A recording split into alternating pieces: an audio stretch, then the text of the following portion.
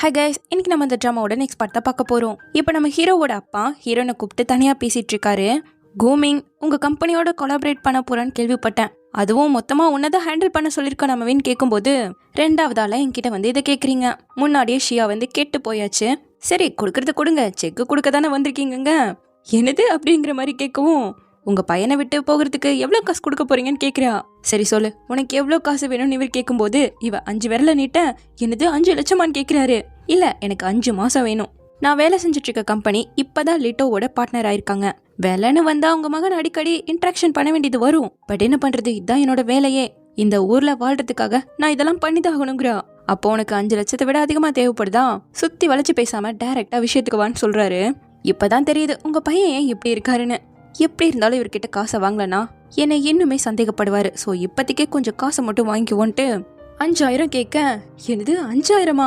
என் பையனோட ஒர்த்து உனக்கு ஜஸ்ட் 5000 மட்டும் தானா?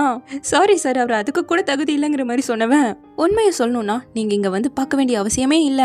உங்க மகனை என்ன திரும்பி கூட பார்க்க மாட்டாரு. இருந்தாலும் பெரிய மனுஷனா வந்து கேக்குறீங்களேன்னு தான் கொஞ்சம் காசு சொன்னங்க. 50,000 கொடுத்து ஆச்சரியப்படுத்திட்டாரு. தேங்க்யூன்னு வாங்கிட்டு ஒரே சந்தோஷத்துல ஓடிட்டு இருக்கான். இந்த பக்கம் ஹீரோவை காட்ட, ஹீரோயினை வச்சு அவன் சீன் கிரியேட் பண்ணதுக்கு காரணமே இப்போ ஆபீஸ்ல எல்லாரும் ஹீரோவும் ஹீரோயினும் டேட் பண்றாங்கன்னு நினைச்சுப்பாங்கல்ல.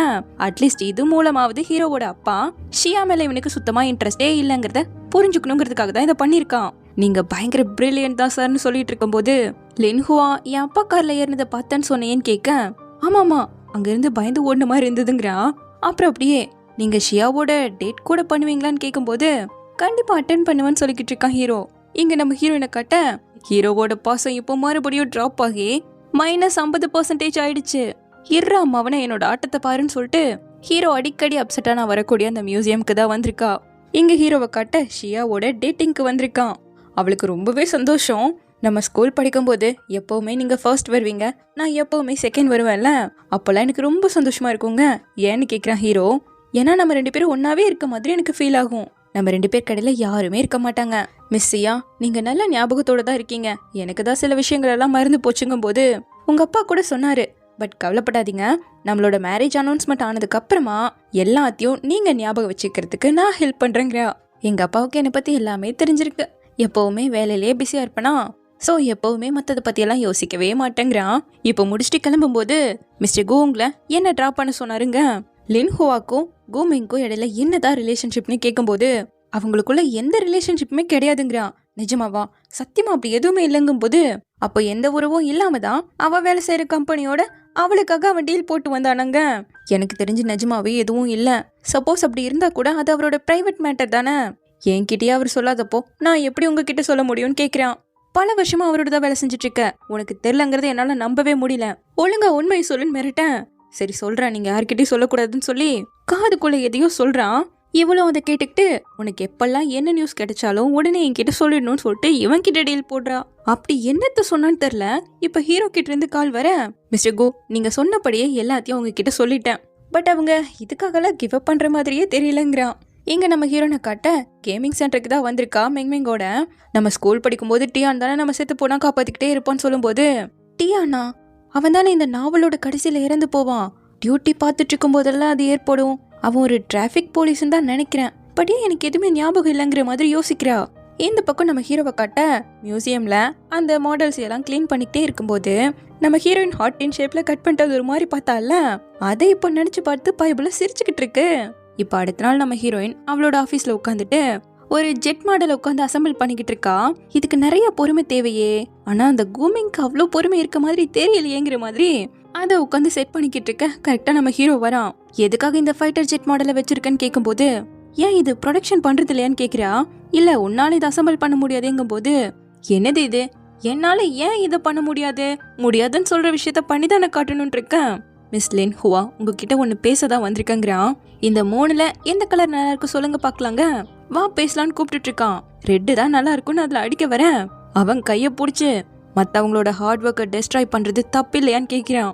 மத்தவங்களோட ஹார்ட் ஒர்க் பத்தி பேசுறீங்களே, என்னோட ப்ரொபோசல் அந்த ஹார்ட் ஒர்க்ல சேருமான்னு கேட்கிறா.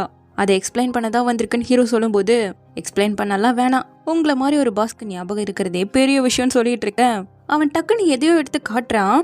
ஆமா இதுதான் என்னோட ப்ரொபோசல் நீவ சொல்ல, இன்னும் நல்லா பாருங்கிறான். டைம்னு அவன் கேட்கும்போது 11:07ன்னு சொல்ற அதை பார்த்து நல்லா ஞாபகப்படுத்தி பாருங்க. நீ என்னோட ஆஃபீஸ்க்கு ஆஃப்டர்நூன் தானே வந்த, ஏத்துக்கிறதுக்கு கொஞ்சம் கஷ்டமா தான் இருக்கும். பட் நீ வர்றதுக்கு முன்னாடியே நான் இதை கம்ப்ளீட் பண்ணிட்டேன்னு சொல்றான். என்னோட கான்செப்ட் அப்படியே உன்னோடது போலவே இருக்கு. இதை முன்னாடியே எக்ஸ்பிளைன் பண்ணாததுக்கு என்ன மன்னிச்சிடு. இனிமேலும் நம்ம சேர்ந்து ஒர்க் பண்ணும்போது இந்த மிஸ் அண்டர்ஸ்டாண்டிங் வரக்கூடாதுன்னு தான் இதை எக்ஸ்பிளைன் பண்ணிட்டு இருக்கேன்னு சொல்றான். ஆக மொத்தம் இவன் நம்ம ஹீரோயினோட ப்ரொபோசலை யூஸ் பண்ணல, ஆனா அவ ரெடி பண்ண ப்ரொபோசலும் அவளோடது மாதிரியே இருந்திருக்கு. ஸோ மிஸ் லின் ஹுவா, ஒரு நல்ல பிளேஸ்ல போய் ப்ராப்பரா பேசலாமான்னு கூப்பிட, மிஸ்டர் கூமிங் நீங்க என்ன இப்போ கூப்பிடுறது பிஸ்னஸ்க்காகவா இல்ல பர்சனல் டேட்டான்னு கேட்கும்போது பர்சனல் டேட்னு சொல்லி கூட்டிட்டு வந்துட்டான். இப்போ 2 பேரும் மெனுவை பார்த்துட்டு இருக்கும்போது ஹீரோக்கு என்ன டிஷ் பிடிக்கும்னு நாவலை படிச்சதால இவளுக்கு நல்லாவே தெரியும். ஸோ அந்த டிஷ் தான் வேணும்னு இவளே ஆர்டர் பண்ண 2 பேரும் அதான் வாங்குறாங்க. நான் இதை தான் ஆர்டர் பண்ணுவேன்னு உங்களுக்கு எப்படி தெரியும்னு ஹீரோ கேட்க, என்னால் உங்கள் மைண்டை ரீட் பண்ண முடியும்னு சொன்னால் நம்பிடுவீங்களா? மாட்டிங்களே, சரி ட்ரை பண்ணி பார்ப்போமோன்னு சொல்லிட்டு நீங்கள் எல்லாருக்குமே எல்லா இடத்துலையுமே லாயலாக நடந்துப்பீங்க. பட் உங்கள் கரியரில் நிறைய பிரச்சனைகளை சந்திச்சு வந்திருக்கீங்க. நிறைய ஆம்பிஷனோட என்ன பண்ணுறதுன்னு தெரியாமல் இருக்கீங்கும் போது, அப்போ லின் ஹுவா சைக்காலஜி படிச்சிருக்க, ஓகே நான் உன்னை பற்றி சொல்கிறேன்னு சொல்லிட்டு இப்போ நீ என்னை பற்றி சொல்லிட்டு இருக்கும்போது உன்னோட ஐப்ரோஸை ஸ்லைட் பண்ண, அதுக்கான அர்த்தம் ஆன் த ஸ்பாட் இதை நீ கண்டுபிடிச்சி சொல்லலை, உன் மெமரியிலிருந்து அதை சர்ச் பண்ணி சொன்னேன். அப்படின்னா நீ ப்ரிப்பேர்டாக தான் வந்திருக்கேன்னு சொல்லும்போது, அப்போ நீங்களும் சைக்காலஜி படிச்சிருக்கீங்களோன்னு நம்ம ஹீரோயின் கேட்க, லைட்டாக பேசிக் மட்டும் தெரியுங்கிறான். அப்போ கரெக்டாக அவங்க ஆர்டர் பண்ண டிஷ்ஷும் வந்துட்டா. எனக்கு இந்த டிஷ்ஷை பிடிச்சதுக்கு காரணமே இதனோட பேரு தான், ஏஞ்சல் ஹேஸ். இருந்தாலும் கிளாசிக் டேஸ்ட்டை அடிச்சுக்க முடியாதுங்க. ஓ, பேருக்காகவே இது உங்களுக்கு பிடிச்சிருக்கா? அப்போ நீங்களும் என்ன மாதிரியே கொஞ்சம் ரொமான்டிக் தான் போல. மற்றவங்களுக்காக மாடல்ஸை அரேஞ்ச் பண்ணி கொடுத்தா கூட அதுவும் ரொமான்டிக்காக தான் இருக்கும்னு நினைக்கிறேன்னு சொல்லும்போது, அப்போ அந்த மாடலை நான் தான் அசம்பிள் பண்ணியிருக்கேங்கிறத ஒத்துக்கிறேன். என்னோடது ஏன் சூஸ் பண்ணேன்னு கேட்கும்போது, நீங்க ஏன் மற்றவங்களுக்காக ஜெட்ஸ் அரேஞ்ச் பண்ணி கொடுக்குறீங்கன்னு கேட்குறா. அதை நீயே சொல்லு பார்க்கலாம், மைண்ட் ரீட் பண்ணேன்னு ஹீரோ சொல்லும்போது, அதை தெரிஞ்சாதானே சொல்லுவா. நாவல்ல என்னடா சொன்னாங்கன்னு யோசிச்சுக்கிட்டு இருக்கா. அப்போ பதில் தெரில போலேன்னு கேட்கும்போது, அது முக்கியம் இல்லை, பட் நீங்க சந்தோஷம் இல்லாம அதை மேக் பண்ணியிருந்தாலும் அதை பார்த்து மற்றவங்க சந்தோஷப்படுறதுக்காக தானே பண்ணியிருக்கீங்கன்னு சொல்றா.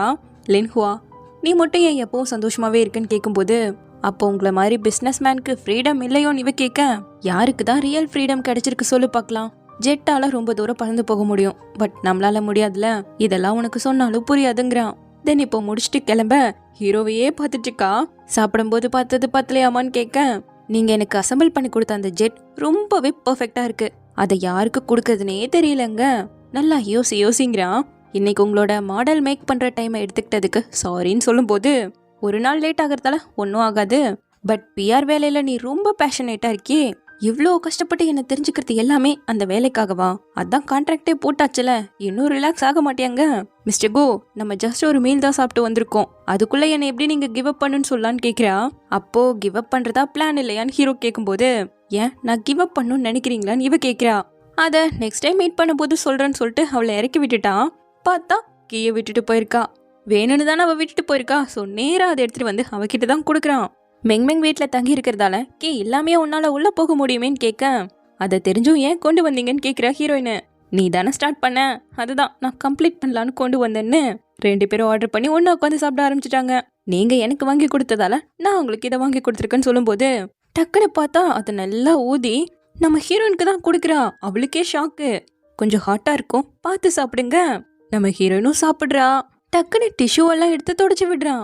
அப்போ இவனோட பாசம் 50% கிட்ட போயிடும் நினைச்சுக்கிட்டு, அந்த கீயை நீங்க எப்ப வேணா கொண்டு வந்து கொடுத்துருக்கலாம், ஆனா இப்பவே கொண்டு வந்து கொடுத்ததுக்கான காரணம் ஸ்பெஷலா ஒண்ணு இருக்குதானங்கும் போது, நீ என்கிட்ட கேள்வி கேட்ட இல்லையா, அதான் பதில் சொல்ல வந்தங்கும் போது, நீங்க நெக்ஸ்ட் டைம் தானே பதில் சொல்றதா சொன்னீங்கிறான்.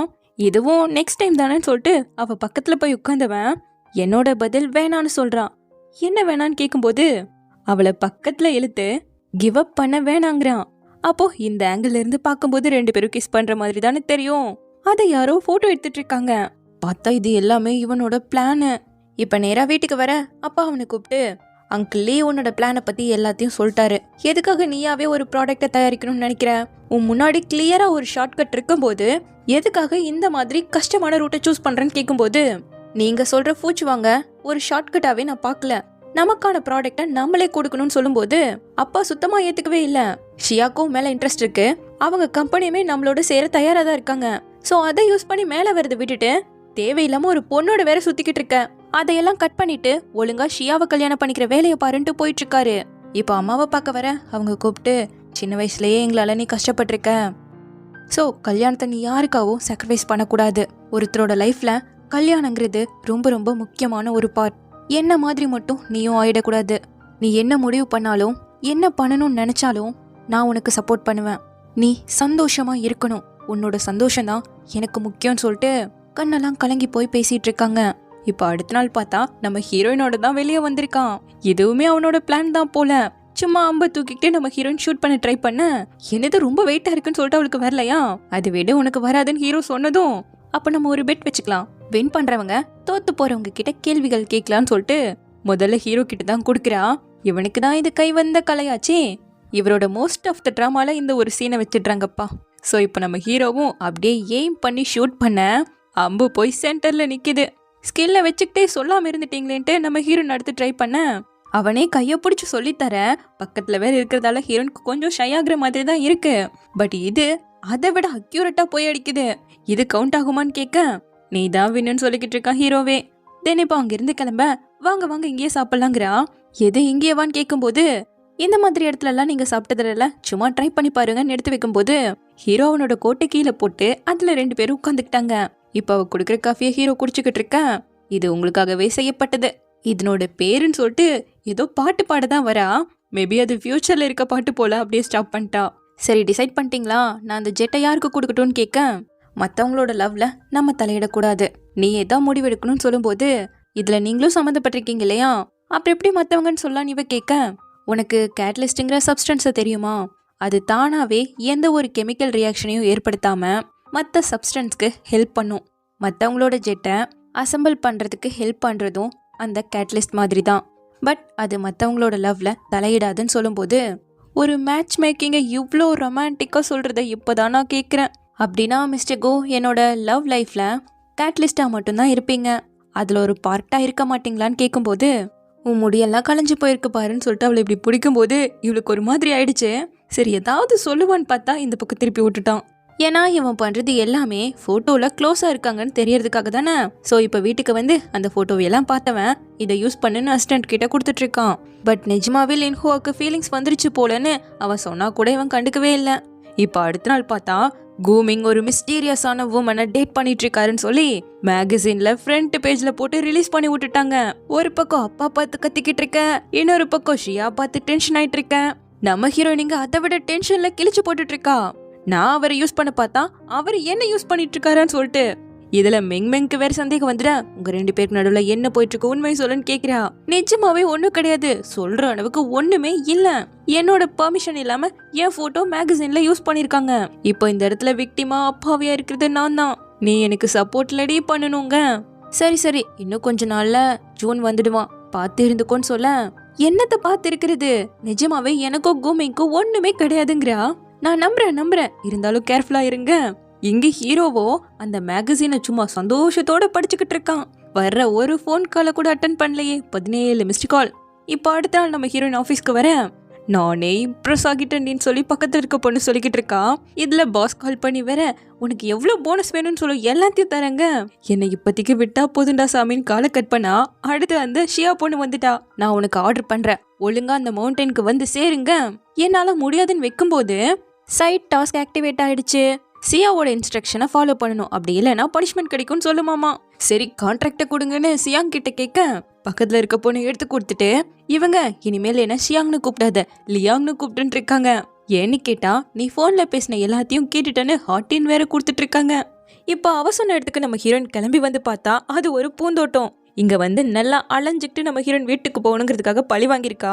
இந்த மாதிரி ட்ரிக் எல்லாம் யூஸ் பண்ணிட்டு இருக்கியே, உன்னால எப்படி கூமிங்க வெல்ல முடியும், அதையும் நான் பாக்குறேன்டின்னு சொல்லிட்டு நேரா பஸ் ஸ்டாப்க்கு வந்து நின்னா காலையில 5 மணிக்கும் மாலையில 5 மணிக்கும் மட்டும் தான் பஸ் வரும். இப்ப மணி 5:01, அதாவது பஸ் போயிடுச்சு. 12 மணி நேரம் எப்படி நிக்கிறது? சரின்னு வர வண்டியெல்லாம் கையை கட்டி நிறுத்த பார்த்தா யாருமே கண்டுக்க மாட்டாங்க. ஒரு வேலைன்னு சொல்லிட்டு கரெக்டா ஒருத்த சைக்கிள்ல வர என் போனை மிஸ் பண்ண ஒரு கால் மட்டும் பண்ணிக்கிறேன்னு அவங்க கிட்ட எத்தனை கெஞ்சினாலும் திரும்பி கூட பார்க்காம போயிட்டு இருக்காங்க. இப்பதான்டா கண்டுபிடிச்சேன். அப்படின்னா ஹீரோ வந்துதான் என்ன காப்பாத்தணுமா? ஹீரோயின் பிரச்சனையில மாட்டிக்கிட்டா ஹீரோவை தவிர வேற யாரும் காப்பாத்தக்கூடாது, என்ன நானே கூட காப்பாற்ற முடியாதான்னு பயங்கர டென்ஷன் ஆயிட்டா. இந்த பக்கம் ஹீரோ கிட்ட அவனோட அசிஸ்டன்ட் சியா அந்த மேகசினை பார்த்து கடுப்பாகி ஹோவாவை பர்சனலா ஒரு ஃபைலை கொண்டு வர சொல்லி நல்லா மாட்ட வச்சுட்டாங்கன்னு சொல்ல ஹீரோ உடனே கிளம்புறான். இந்த பக்கம் ஹீரோயினை காட்ட அவன் வந்து என்ன காப்பாத்த போறேன்னா நின்றுட்டு இருக்கும்போது கரெக்டா ஹீரோ கிட்ட இருந்து மெசேஜ் வருது. இந்த நம்பருக்கு கால் பண்ணுன்னு சொல்லி போட்டிருக்கான். என்கிட்ட போன் இருந்தா தானே பண்ணுவேன்னு பார்க்கும்போது தானா போன் பூத் வந்து நிக்குது. அதுல இருக்க ஒரு காயினை வச்சு ஹீரோக்கு கால் பண்ண அவனும் இவளோட காலுக்கு தான் வெயிட் பண்ணிட்டு இருக்கான் போல. சோ டக்குன்னு அட்டன் பண்ணதும் நம்ம ஹீரோயின் என்ன சொல்றா, நான் ஹுவா பேசுறேன், இது மாதிரி எங்கன்னே தெரியாத இடத்துல மாட்டிக்கிட்டேன், என்னோட ஃப்ரெண்ட்ஸ் அண்ட் ஃபேமிலி கிட்ட மெயினா மிங்மிங் கிட்ட இன்னைக்கு நைட் வர மாட்டேன்னு மட்டும் சொல்லிடுங்கன்னு சொல்ல ஓகே அப்படியே சொல்லிடுறேங்கிற ஹீரோ. சும்மா சொன்னேன், நீங்க ஃப்ரீயா இருந்தீங்கன்னா என்ன தயவு செஞ்சு வந்து பிக்கப் பண்ணிக்கிறீங்களா, நான் இது மாதிரி இந்த இடத்துல இருக்கேன்னு சொல்ல வரும்போது காசு தீந்து போய் கால் கட் ஆயிடுச்சு. அந்த பாதி பேரை வச்சு அந்த இடம் எங்க இருக்குன்னு அசிஸ்டன்ட் கிட்ட ஹீரோ கண்டுபிடிக்க சொல்லிட்டு இருக்கேன். இந்த பக்கம் ஹீரோயினும் தயவு செஞ்சு மழை மட்டும் வந்துடாதன்னு கெஞ்சிக்கிட்டு இருந்தா மழை வந்துடுச்சு. யாராவது என்ன காப்பாத்த வருவாங்களான்னு அப்பாவியா இவ பாக்கும்போது நம்ம ஹீரோ வந்து இறங்குவானா. மெல்லமா கைய நீட்டி வா போலான்னு கூப்பிட இவ கண்ணெல்லாம் கலங்கி போய் அந்த கைய பொடிக்க ட்ரை பண்ணும்போது காணாம போயிடுச்சு எல்லாம் கனவு. கூமிங், இப்போ மட்டும் நீ என்ன வந்து காப்பாத்திட்டனா கண்டிப்பா நான் உன்னை மன்னிச்சிடுவேன்னு உட்காந்துட்டு இருக்கும் போது கரெக்டா ஒரு டாக்ஸி வந்து நிக்குது. வாங்க வாங்க உங்களை நான் டிராப் பண்ணிடுறேன்னு சொல்லிட்டு வாண்டடா வந்து கூட்டிட்டு போறாங்களா. உள்ள பார்த்தா டிஷ்யூ, டவலு, ஜாக்கெட்டுன்னு சொல்லிட்டு இவ மாத்துறதுக்கான எல்லா பொருளுமே இருக்கு. சோ அவ சந்தோஷமா போயிட பார்த்தா இது எல்லாத்தையும் அனுப்பி வச்சதே ஹீரோ தான். அவளுக்கு தெரியாம இந்த பக்கம் வந்து நின்னுக்கிட்டு அவளோட ஷூவை கையில எடுத்துட்டு இருக்கான். அப்பதான் பிளாஷ்பேக்ல காட்டுறாங்க அசிஸ்டன்ட் அந்த இடத்த கண்டுபிடிச்சதும் டவலு, ஜாக்கெட்டு, ஸ்லிப்பர்னு எல்லாத்தையும் எடுத்து வைக்க சொல்லிட்டு டாக்ஸி அரேஞ்ச் பண்ணி இவன் தான் கொடுத்து விட்டுருக்கான். இப்போ இதெல்லாம் நினைச்சு பார்த்து நின்றுட்டு இருக்கேன். இங்க நம்ம ஹீரோயின் தூங்கி வலிஞ்சிட்டு இருக்கும் போது கரெக்டா மெசேஜ் வருது. ஹீரோவோட பாசம் 1% இன்க்ரீஸ் ஆயிடுச்சு. அப்ப இனிமேல் சியா கூட தான் நிறைய பேச்சுவார்த்தையே வைக்க போறேன்னு சொல்லிட்டு நேரா அங்கதான் போறா. என்ன இப்ப நான் கஷ்டப்பட்டதால நீ சாட்டிஸ்ஃபைடா இருக்கேன்னு கேட்கும்போது மொத்தமா வாழ்க்கையை விட்டே போயிட்டேன்னா ரொம்ப சந்தோஷப்படுவேங்கிறா. நானும் அதுக்கு தான் ட்ரை பண்ணிட்டு இருக்கேன். பட் உன்கிட்ட ஒன்னு சொல்லணும், என்னை இப்படி டார்ச்சர் பண்றதால நீ சந்தோஷமா இருக்கலாம், ஆனா கூமிங்கோட அஃபெக்ஷன் உனக்கு கிடைக்குமா? சோ முதல்ல உனக்கு என்ன முக்கியமோ அதை கண்டுபிடிச்சு அதுக்கான வேலையை பாருங்க. நான் என்ன பண்ணா உனக்கு என்னங்கிறா? நான் உன்கிட்ட சொல்ல வரத புரிஞ்சுக்கோ. நம்ம 2 பேரும் எதிரிகள் கிடையாது. என்னோட டீல் பண்றதை விட்டுட்டு கூமிங்க டீல் பண்ண கத்துக்கோ. என்ன தூக்கி தூரம் போட்டாலும் இன்னொரு பொண்ணு கூமிங் கிட்ட வரதா ட்ரை பண்ணுவா. இங்க பாரிசியா, நீ ரொம்ப அழகான திறமையான பொண்ணு. கூமிங்கோட ஸ்டோரியில சைடு ஆக்டரா இருக்க கூடாது, மெயின் ஃபீமேல் லீடா இருக்கணும். நான் சொல்றது உனக்கு புரிஞ்சிருக்கும்னு நினைக்கிறேன்ட்டு போக அப்போ ஹீரோயின் ஆகிறதுக்கான வேலையை பார்த்துருவோன்ட்டு ஹீரோ ஆஃபீஸ்ல இருக்க எல்லாருக்கும் டீயை வாங்கி கொடுத்துட்டு இருக்கா. என்னடா இங்க நடக்குதுங்கிற மாதிரி தான் ஹீரோ பாத்துக்கிட்டு இருக்கான். இந்த பக்கம் ஹீரோயினை காட்ட மழையில நனைஞ்சதால நல்லா சளி பிடிச்சிக்கிச்சு. கொடுங்க பாஸ், நான் லேட்டாக்கு போய் இந்த கான்ட்ராக்டை கொடுத்துட்டு வரேன்னு கேட்க என்னம்மா உனக்கு என்ன கோல்டா, வேணா விடுன்னு சொல்லிக்கிட்டு இருக்கேன். நான் போய் கொடுத்தே அவன் இருமிக்கிட்டேயாவது எடுத்துக்கிட்டு போயிட்டு இருக்கா. இந்த பக்கம் சியா ஹீரோவோட தனியா பேசணும்னு சொல்லிட்டு என் கையால பண்ண ஸ்வீட்டுன்னு கொடுத்தா எதுக்காக இங்க வந்தேன்னு கேக்குறான். நம்ம 2 கம்பெனியோட கோஆபரேஷனை தான் 2 நாளைக்கு முன்னாடி ரெடி பண்ண பாருங்களேன்னு கொடுக்க இதுக்கு நேரடியா வரணும்னு அவசியம் இல்லையேங்கிறான். மிஸ்டர் கோ, நம்ம சின்ன வயசுல இருந்து ஒன்னாவே படிச்சு வந்திருக்கோம், அது எல்லாமே விதி தானு கேட்கும்போது கரெக்டா நம்ம ஹீரோயின் ஃபைலை தூக்கிட்டு ஹீரோவோட ஆஃபீஸ்க்கு தான் வந்துட்டு இருக்கா. நீங்க உள்ள போனா சியா என்ன திட்டுவாங்க வேணான்னு சொல்ல வீடு நானே பாத்துக்கிறேன்னு உள்ள வரும்போது இந்த பொண்ணு சின்ன வயசுல எனக்கு பூவெல்லாம் கொடுத்தீங்களான்னு சொல்லிட்டு கையை பிடிச்சி பேசிட்டு இருக்காளாம்.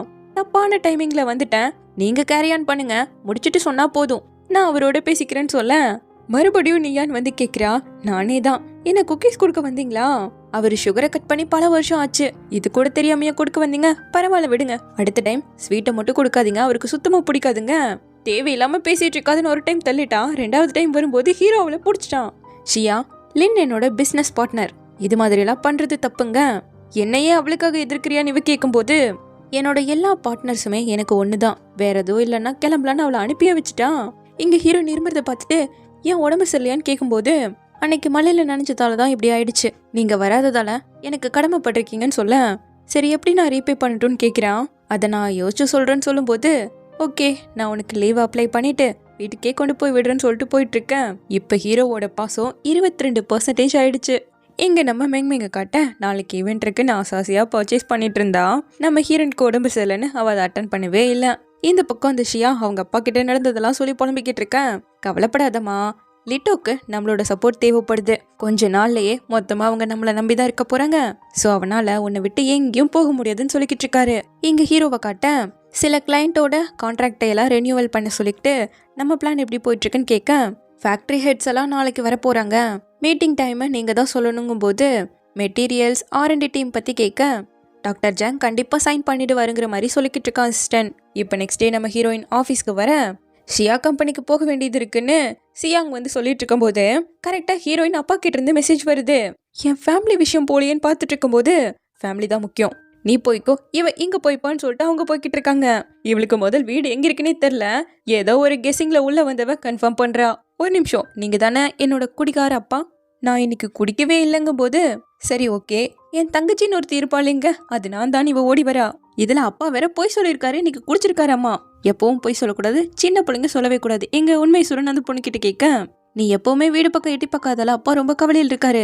இந்த கருப்பு ட்ரெஸ் போட்ட பசங்க எல்லாரும் நீ வேலை செய்யற கம்பெனில பாஸையே ஏமாத்திட்டு வந்ததா சொல்லி அப்பா கிட்ட பிரச்சனை பண்ணிட்டு இருக்காங்கன்னு சொல்ல, ஓ உங்களை மிஸ்டர் குவா அனுப்பி வச்சதுன்னு இவ கேட்கவும், நாங்க ஜஸ்ட் ஆக்ட் பண்றவங்க தான், நாங்க எந்த தப்பு பண்ணல, யாரையுமே அடிக்கவே இல்லைன்னு சொல்ல, அடிக்கலையா பாரு 2 செடியை தள்ளி விட்டாங்கன்னு சொல்லவும், அதுக்கான காசை கொடுத்துட்டு கம்முன்னு போனா, மிஸ்டர் கு எங்க, நான் அவரை பார்த்தே ஆகணுங்க, அவனுங்கெல்லாம் ரவுடி பசங்க, அவங்களோட சேர்ந்து போகாதமான்னு அப்பா சொல்லிக்கிட்டு இருக்க, பா அவங்க காசுக்காக வேலை பார்க்கறவங்க, நான் போயிட்டு வந்துறேன்னு சொல்லிட்டு அவங்களோட கிளம்பிட்டா. இதெல்லாம் ஏற்பாடு பண்ணது ஹீரோவோட அப்பா. ஸோ அவரு ஹீரோவுக்கு இப்ப கால் பண்ணி, நான் ஹுவாவை இங்க பார்ல மீட் பண்ண போறேன், அவ எப்படிப்பட்டவன் நீயே தெரிஞ்சுக்கோன்னு சொல்லி டெலிஃபோன் அப்படியே வச்சுட்டாரு.